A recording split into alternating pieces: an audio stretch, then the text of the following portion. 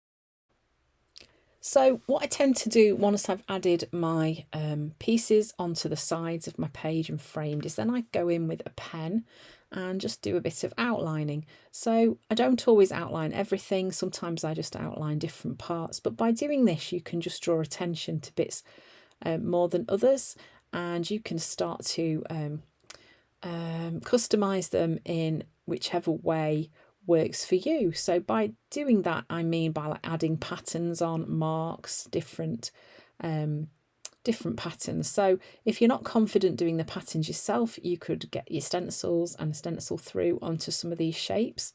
But actually it's quite a lot of fun just to doodle. So you can see here that I'm going in with the Signo Uniball in white, and I am adding some tiny marks onto the black lines that I have just drawn, and you can see that that pushes that black line away into the background, and it just makes those edges, it just softens those lines a little bit, as well as adding another level of interest. So I've also, can you see on the right hand side of the page, I've got that paintbrush. The paintbrush is balanced on top of the paint pot. So this page was going to be all about needing to get to my art room. I don't know about you guys, if you're lucky like me to have a little art space. My art room is very, very small. It used to be my other half's office, and he used to call it the cupboard of calculation. It is a tiny room, but you would be amazed what I've fit in here. Get ingenious with storage, and I'm just about getting to the point where I literally can't fit any more in, but that doesn't alter the fact that most days I just feel like I need to sit in my art room and just get creative, get creating, play with my paints and my stencils, and just have that bit of time, almost like a little bit of therapy at the end of each day. So now I am starting to add my words onto my page. So you see I've got that little booklet there, which is like my Fontspiration book. So I have collected images, screenshots of fonts that I like, that are easy to copy by hand. And I just use it as an inspiration really, because there's one thing that I really like to do, and that's play with my lettering when I'm doing pages like this. So to mix up different font styles, different sizes, different thicknesses of letter. I think it all helps to build the interest in a page like this, and it's a great place to practice and try different things out and see what you like and see what works. So yeah, like I say, using that little Fontspiration booklet is a great way to remind myself about the different fonts that I like, because all too often it's too easy to just end up doing my normal handwriting. And actually it doesn't look quite as interesting as playing around with different letters like this is.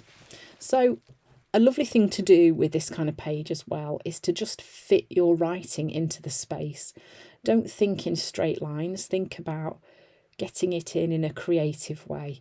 So I got to the word some paint and I'd run out of space, and I still had one more word to fit. So you can see I've just written that going down her leg.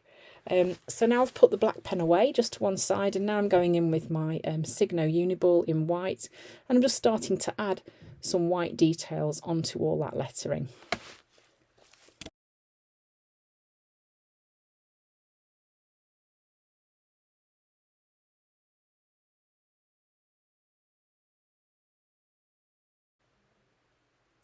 And then I'm just using another space on the page just to do a bit of journaling. Here I'm just writing in block capital letters, and I'm just filling the space between the edge of the border and her leg. And here I'm going in and just writing the word splash, I think. Yeah, so I'm just kind of fitting funky words, funky letters into the spaces that I have got on this page.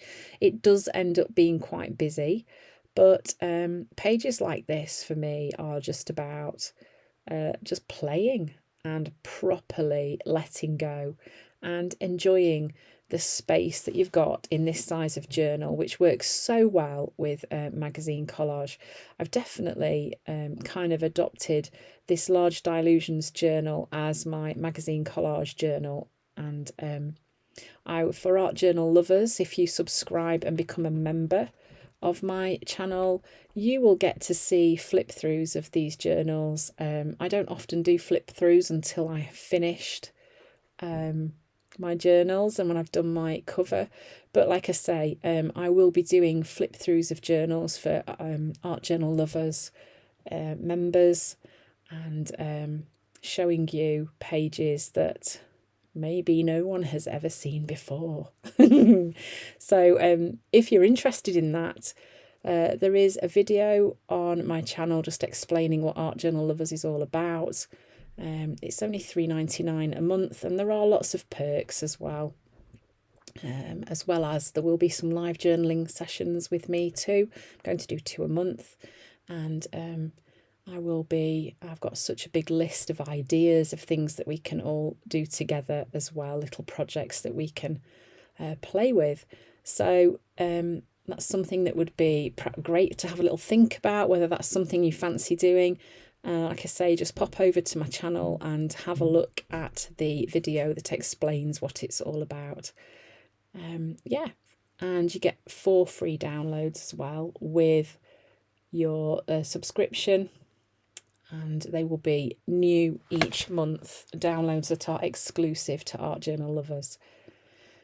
Okay, so all that time I've been waffling on about Art Journal Lovers, I've been continuing to doodle and draw patterns and marks onto my page, and you can see it is quite busy, but for me that's one of the joys of this kind of journal page, just playing with patterns and marks, building up all those layers of interest. There's a lot to see, as you can see when you look at it.